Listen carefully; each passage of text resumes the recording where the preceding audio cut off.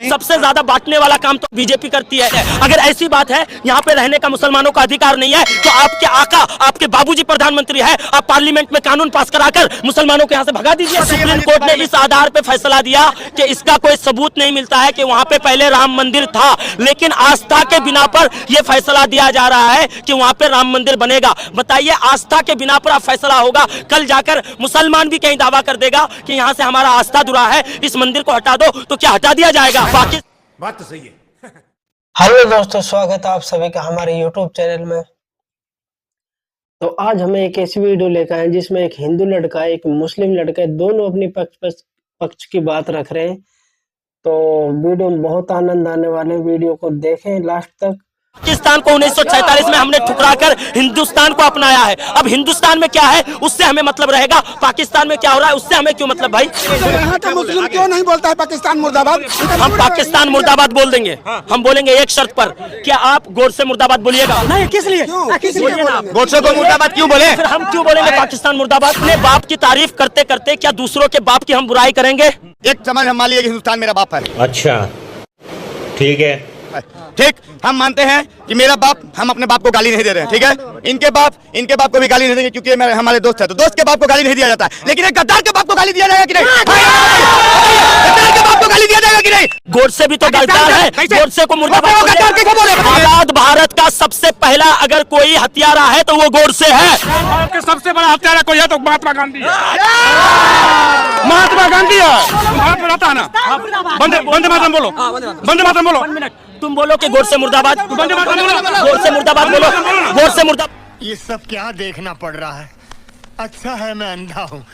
मुर्दाबाद बोलो। इन्होंने क्या बोला कि अपने बाप का तारीफ करो, दूसरे के बाप को गाली नहीं दिया। आप लोग नमाज पढ़ते हो तो क्या पढ़ा जाता है? चुप रहिए। अब नमाज की बात बिल्कुल, इन लोग अभी उर्दू में नहीं बोलना चाहते, हिंदी में बोलेंगे कि मतलब हमारे अल्लाह के अलावा कोई इबादत के लायक नहीं है। तो हमारे राम क्या थे, शिव क्या थे? इन लोग इबादत के लायक नहीं है, केवल इनका अल्लाह ही इबादत के लायक है।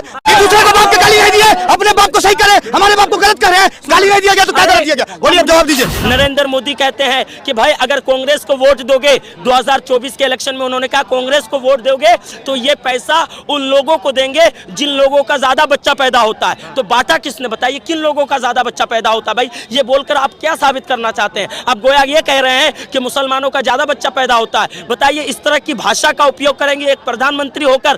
तो हमने पहले ही कर दिया कि यूपी का रामपुर गांव देख लीजिए, सारा मुसलमान है, लेकिन एक भी वोट नहीं दिया। तो अब बताइए कि मुसलमान देशभक्त है कि देशद्रोह है? पहले ही बताइए। ये कह रहे हैं कि मुस्लिम समाज जो है वो बीजेपी को क्यों नहीं वोट करती? अब बीजेपी को वोट नहीं करेगा तो मुस्लिम समाज जो है देशद्रोह हो गया है? मुझे बताए, देशद्रोह हो गया? इनके कहने के मुताबिक ये कह रहे हैं कि जो बीजेपी को वोट नहीं करेगा वो देशद्रोह हो जाएगा। बहुत सारा हिंदू बीजेपी को वोट नहीं करेगा। सुनिए, बाप अगर बेटा का काम नहीं करेगा, अगर बाप बेटा का काम कर दिया पूरा, तो क्या बेटा पड़ोस के पापा को पापा बोलेगा? बताइए, यही बताइए। तो पहले मोदी जी पूरा काम कर दिया, फिर भी उन नेता का नाम नहीं लेता है। बताइए, एक बार भी बोला ही क्या वहाँ के मुसलमानों को मोदी जी ने पक्का मकान दिया? ये बात बोला ही नहीं, बोलेगा। तो बस नफरत का कीड़ा इन लोग का फंसा हुआ है। क्या कि लोग आका बैठे हुए राहुल गांधी वहाँ पे आका ना है, वो लोग जो बोलेंगे वो बोलेंगे, बिल्कुल बोलते हैं। क्या कह रहे हैं? राहुल गांधी बाबू है। इनका कहना है कि मोदी जी ने काम किया है, मुस्लिम समाज के लोगों को भी घर दिया है, मकान दिया है, सब कुछ दिया है, लेकिन वोट देने की जब बारी आती है तो वो कांग्रेस पे चले जाते हैं, ये कहना है। तो भाई जिसको जहां मन करे वोट देने का वहां पे देगा ना, जरूरी है कि बीजेपी को वोट करेगा? बात तो सही है। सुविधाएं जो है वो बीजेपी दे और वोट जो है सिर्फ और सिर्फ कांग्रेस को करते, ये कहना है। तो मुझे बताइए, आप 2014 से पहले कांग्रेस थी और बीजेपी को भी वोट किया जाता था, और 2014 से पहले जो भी विकास का काम करते कांग्रेस करती थी क्योंकि कांग्रेस की सरकार थी। फिर भी बीजेपी को वोट मुसलमानों के लिए, सुनिए, फिर भी बीजेपी को वोट मिलता था। तो इसका मतलब ये है कि इन लोग कांग्रेस को वोट नहीं करते थे तो इन लोग देशद्रोह हो गए। बिल्कुल मुसलमानों के लिए काम करती थी। 47 में देश आजाद हुआ, पाकिस्तान को बना दिया गया मुसलमान कंट्री और हिंदुस्तान को बना दिया खिचड़ी। सारे धर्म के लोग रह रहे, तो भागो तुम पाकिस्तान क्या रख लियो। एक सारी बोलना चाहेंगे, सभी का खून शामिल इस मिट्टी में, हम अनजान थोड़ी है, लेकिन जिसके अब्बा ले चुके पाकिस्तान उसके बाप का हिंदुस्तान थोड़ी है। शाबाश बेटा, बहुत बढ़िया। क्या कहिएगा जो कह रहे हैं उसमें क्या कहिएगा? हाँ, वो देखिए, ये सब व्हाट्सएप यूनिवर्सिटी के पढ़े लिखे लोग बैठा हुए हैं जर्मन से पर, उनका व्हाट्सएप यूनिवर्सिटी के पढ़े लिखे अंधभक्त हैं, इसीलिए जो मन में आता है वो बोल देते हैं। अगर ऐसी बात है यहाँ पे रहने का मुसलमानों का अधिकार नहीं है तो आपके आका, आपके बाबूजी प्रधानमंत्री है, आप पार्लियामेंट में कानून पास कराकर मुसलमानों को यहाँ से भगा दीजिए। ये बोलने से नहीं होता है, करिए आप। बिल्कुल संविधान को मानते हैं आप? आइए संविधान संविधान को मानते हैं? क्यों नहीं मानते? बाबा भीमराव अम्बेडकर को मानते हैं? क्यों नहीं मानते हैं? बताइए एक भी मदरसा जिसमें बाबा भीमराव अम्बेडकर की जयंती मनाई जाती है? क्यों नहीं मनाई जाती है? एक भी मदरसा को बताइए, एक भी बताइए। सुनिए, इन्होंने बोला कि बाबा भीमराव अम्बेडकर को मानते हैं। बाबा भीमराव अम्बेडकर ने अपने पुस्तक में लिखे, हाँ बिल्कुल ना जिंदाबाद कहेंगे, अभी ऑन कैमरा बोलेंगे।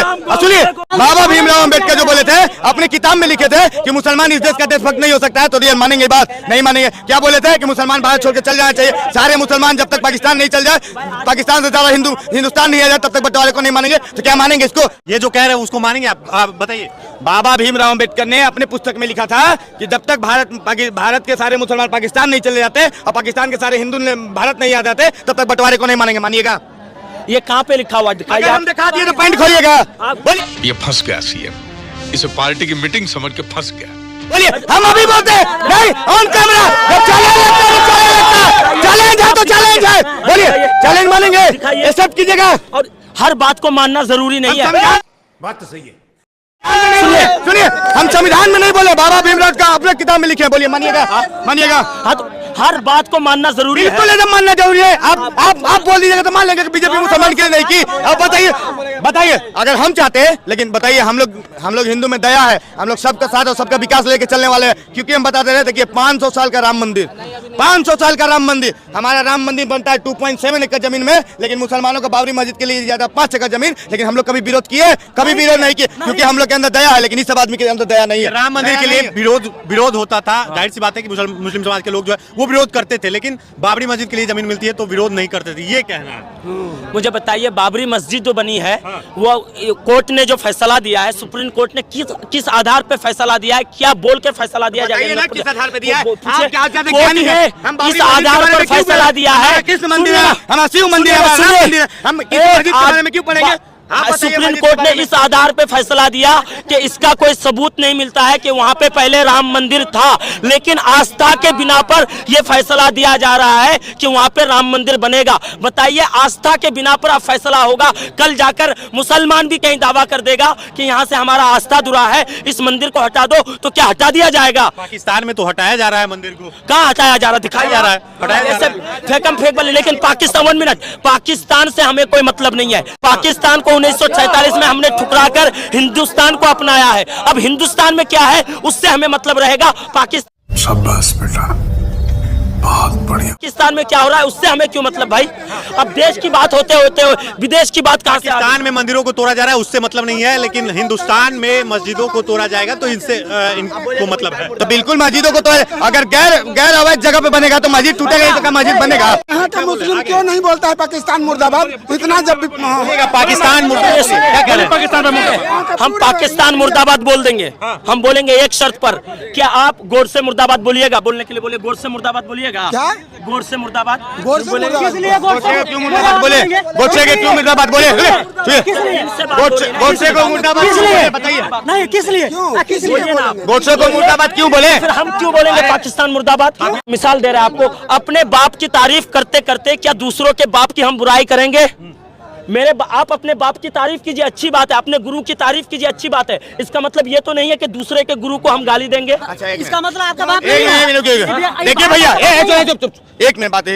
एक समाज हम मान लीजिए कि हिंदुस्तान मेरा बाप है, ठीक? हम मानते हैं कि मेरा बाप, हम अपने बाप को गाली नहीं दे रहे हैं, ठीक है? इनके बाप को भी गाली नहीं देंगे क्योंकि ये हमारे दोस्त है, तो दोस्त के बाप को गाली नहीं दिया जाता है। लेकिन एक गद्दार के बाप को गाली दिया जाएगा कि नहीं? गद्दार के बाप को गाली दिया जाएगा कि नहीं? हाँ या ना, पूछिए। बताइए, गोडसे भी तो गद्दार है, गोडसे को मुर्दाबाद कैसे बोले? बताइए, गोडसे कैसे गद्दार हुआ? गांधी को मानते हैं कि नहीं? गांधी को मानते हैं कि नहीं? देखिए, गांधी को हम मानते हैं। सुनिए, आजाद भारत का सबसे पहला अगर कोई हत्यारा है तो वो गोडसे है। भारत के सबसे बड़ा हत्यारा कोई है तो महात्मा गांधी है। महात्मा गांधी है। तो महात्मा गांधी है तो बोलिए महात्मा गांधी मुर्दाबाद। पाकिस्तान मुर्दाबाद बोलो तुम। हाँ, हम बोल देंगे, आप बोलिए। वंदे मातरम बोलो। वंदे मातरम बोलो। 1 मिनट, तुम बोलो कि गोडसे मुर्दाबाद। वंदे मातरम बोलो। गोडसे मुर्दाबाद बोलो। गोडसे मुर्दाबाद बोलो। देखिए भैया, आपका एक जवाब देते रहे, ठीक है? सुनिए, जवाब सब शांत रहेगा।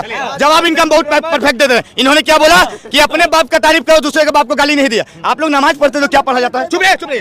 अब नमाज की बात बिल्कुल, इन लोग देखिए, अभी उर्दू में नहीं बोलना चाहते, हिंदी में बोलेंगे कि मतलब हमारे अल्लाह के अलावा कोई इबादत के लायक नहीं है। तो हमारे राम क्या थे, शिव क्या थे? इन लोग इबादत के लायक नहीं है, केवल इनका अल्लाह ही इबादत के लायक है। भले बताइए, दूसरे को बाप के गाली नहीं दिए, अपने बाप को सही करे, हमारे बाप को गलत कर रहे हैं, गाली नहीं दिया गया तो क्या गलत दिया गया? बोलिए, अब जवाब दीजिए। नमाज में ये नहीं कहा जाता, सुनो, बताइए, अपनी बात असल में बोलिए। अंधभक्त हो, पता नहीं है, जानो जो उसका सही माना है उसको बताओ, उसको बताओ, सही माना पता हो तो ही बात करो, जिसके बारे में पता नहीं हो उसके बारे में बात नहीं। बिल्कुल, हम लोग कुरान नहीं पढ़े हैं, हम लोग उर्दू नहीं पढ़े हैं, इसलिए हमको समझ में नहीं आएगा, समझ गया? लेकिन हिंदी पढ़े हैं, हिंदी में हम बताते रहे। उन लोग अपने बाप को यानी अल्लाह को महान बनाता है, लेकिन कहता है कि अल्लाह की इबादत के अलावा कोई नहीं है। तो हमारे राम क्या थे? हम सिखों के 10वें गुरु कौन थे? बताइए। श्याम, हम लोग भगवत शिव क्या थे? मतलब वो लोग इबादत के लायक नहीं है, इसका अल्लाह ही इबादत के लायक है, ये बताइए हमको। तो गलत तो साबित हो गया। ऐसा करते हैं दोस्तों, आप सभी को हमारी वीडियो अच्छी लगी होगी तो वीडियो को लाइक करें और प्लीज चैनल को सब्सक्राइब करें। मिलते हैं नेक्स्ट वीडियो में, तब तक अपना ख्याल रखें।